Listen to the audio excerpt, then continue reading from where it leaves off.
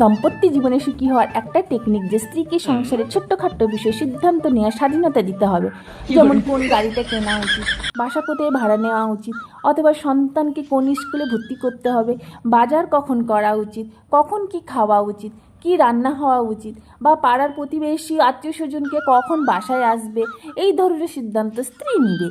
তুমি স্বামী হিসাবে সামর্থ্য জানাবে আর তুমি বড় বড় সিদ্ধান্ত নিবে। যেমন আমেরিকার সাথে ইরানের যুদ্ধ, কী সমস্যা হতে পারে, বর্তমান ভারতের ক্রিকেট টিমে কোন দলকে রাখা উচিত, কাকে বাদ দেওয়া উচিত, নাসা স্পেসিকের সাথে কিভাবে সম্পর্ক মেনটেন করবে, এই সম্পর্কে কারা কী ক্ষতি হতে পারে, অথবা কলকাতায় যে কূটনৈতিক সম্পর্কে আছে সাথে যেটা বর্তমান কতটা ভালো আছে, পূর্বে কতটা ভালো ছিল, এই ধরনের বড় বড় বিষয় তুমি সিদ্ধান্ত নিবে। তোমার স্ত্রী তোমার সামর্থ্য জানাবে।